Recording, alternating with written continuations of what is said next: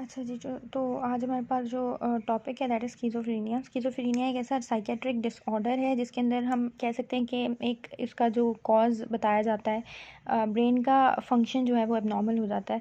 ज़्यादा जो हमें पता है कि डिफरेंट न्यूरोट्रांसमीटर्स होते हैं ब्रेन के अंदर जो कि डिफरेंट चीज़ों के लिए रिस्पॉन्सिबल होते हैं, डिफरेंट फीलिंग्स के लिए रिस्पॉन्सिबल होते हैं। तो डोपामिन जो है उसका डिसफंक्शन जो है बताया जाता है कि वो एक कॉज़ है स्किज़ोफ्रेनिया का, जो कि पॉजिटिव सिम्टम्स में रिजल्ट करता है। तो अभी हम देख लेते हैं कि इसके पॉजिटिव और नेगेटिव सिम्टम्स क्या होते हैं। तो यहाँ पे हम देख सकते हैं कि डायग्नोसिस और क्लासिफिकेशन इसकी क्या है कि जो है हमें पता है कि इसके दो टाइप्स के सिम्टम्स हो सकते हैं। एक है हमारे पास पॉजिटिव सिम्टम, दूसरा हमारे पास है नेगेटिव सिम्टम। ठीक हो गया। तो जो पॉजिटिव सिम्टम है उसके अंदर बात आ जाती है कि पॉजिटिव सिम्टम बेसिकली वो सिम्टम्स होते हैं जो कि प्री एग्जिस्टिंग फंक्शन के ऊपर कोई एडिशन हो रही हो, यानी आपका कोई फंक्शन लॉस नहीं हो रहा।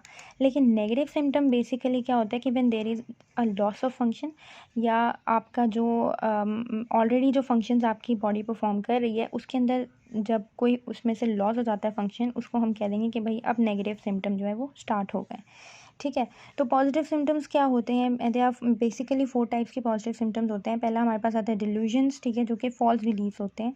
उसके बाद हेलुसिनेशंस हैं जो कि परसेप्शंस होती हैं, जो कि विजुअल भी हो सकती हैं, ऑडिटरी भी हो सकती हैं। ऑडिटरी हेलुसिनेशंस हमें पता होना चाहिए कि सबसे कॉमन टाइप की हेलुसिनेशंस हैं। Auditory hallucinations are the most common type of hallucinations that are observed by the patients of schizophrenia and by other patients as well. उसके बाद हमारे पास थॉट डिसऑर्डर आ जाता है, वो भी पॉजिटिव सिम्टम का पार्ट है, जिसमें थॉट डिसऑर्डर में मतलब डिसऑर्गेनाइज्ड थिंकिंग होगी। ठीक है।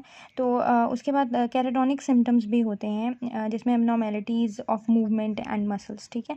उसके बाद हमारे पास आती है बात नेगेटिव सिम्टम्स की, हम बात कर लेते हैं। तो इसमें 4 एज से हम याद कर सकते हैं, क्योंकि बेसिकली नेगेटिव सिम्टम्स जो हैं, 4 इंपॉर्टेंट जो नेगेटिव सिम्टम्स हैं वो सारे ए से ही स्टार्ट हो रहे हैं। तो एपैथी आ जाता है, जिसमें हम कहते हैं कि लॉस्ट इंटरेस्ट हो जाता है। ठीक है, कि किसी चीज़ में इंटरेस्ट नहीं है बंदे को। एवोल्यूशन आ जाती है, जिसके अंदर inability to initiate the task. ठीक है। तो मतलब कि इंसान से कोई काम स्टार्ट नहीं किया जाता। ठीक है। उसके बाद एलोगिया, मतलब कि उसकी जो स्पीच है उसमें प्रॉब्लम हो जाता है। पावर्टी ऑफ स्पीच इसको हम कह सकते हैं। और जो इधर हमें एक चौथा नज़र आ रहा है दैट इज़ ब्लंटिंग। ठीक है। ब्लंटिंग क्या होती है? इफेक्टिव ब्लंटिंग हो जाती है। इसमें इमोशनल एक्सप्रेशन जो है वो बहुत कम हो जाता है, रिडक्शन ऑफ इमोशनल एक्सप्रेशन हो जाता है। हमें पता नहीं लगता कि इंसान क्या सोच रहा है, उसकी इमोशंस जो है वो बिल्कुल ब्लैंक हो जाते हैं। ठीक है। Incongruity is another sort of negative symptom of schizophrenia. तो क्या होता है कि incongruity of affect is the exhibition of the emotions which are clearly inappropriate to the situation, often leading to the person to appear silly और strange. ठीक है। तो बंदा जो है वो ऐसी हरकतें करेगा जो उसको आउट ऑफ प्लेस फील कराएंगी, या उसको उस अपनी हरकतों की वजह से वो सिली लगेगा। ठीक है। तो इन इन चीज़ों को जो कि मौके और माहौल के हिसाब से उसकी उसकी हरकतें उसको सूट नहीं कर रही होंगी। ठीक है। तो ये इसको हम इस सॉर्ट ऑफ बिहेवियर को हम इनकॉन्ग्रुइटी कह देंगे। ठीक है। उसके बाद हम आ जाते हैं कि भाई मूड चेंज जो एक बहुत ही अच्छा जी, तो मूड चेंज एक बहुत ही इसका कॉमन सिम्टम है। ठीक है। उसके बाद हम बात कर लेते हैं ड्यूरेशन की। तो symptoms for at least 1 month before the diagnosis of schizophrenia can be made. ठीक है। तो अगर सिम्टम्स, ये सारे सिम्टम्स पॉजिटिव और नेगेटिव सिम्टम्स जो हमने डिस्कस किया, अगर इन सिम्टम्स को होते हुए 1 महीने का टाइम गुजर चुका है तो हम एक्यूट स्किज़ोफ्रेनिया, अगर हम एक्यूट मतलब हम स्किज़ोफ्रेनिया का हम उसको डायग्नोसिस दे सकते हैं पेशेंट को। लेकिन अगर 1 महीने से कम टाइम हुआ है, यानी less than 1 month of symptoms हो रहे हैं, एक महीने से कम टाइम हुआ है सिम्टम्स होते हुए, तो हम उस डिसऑर्डर को acute schizophrenia like psychotic disorder का नाम देंगे। और फिर टाइम की कंप्लीशन के बाद, यानी कि 1 मंथ की कंप्लीशन के बाद, हम उसको अपना जो हमारा डायग्नोसिस था उसको हम रिवाइज़ कर देंगे स्किज़ोफ्रेनिया के डायग्नोसिस पे। ठीक है। उसके बाद हम डायग्नोस्टिक क्राइटेरिया देख लेते हैं। तो हमारे पास ये हमें कुछ पॉइंट्स नज़र आ रहे हैं।